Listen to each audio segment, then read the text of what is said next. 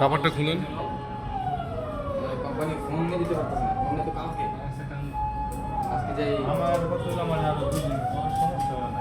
আমার ওই কালারটা লাগবে আমরা তো আগে এটা এই কালারটি সামনে করে কাম আমার 2 দিন করলে সমস্যা নেই।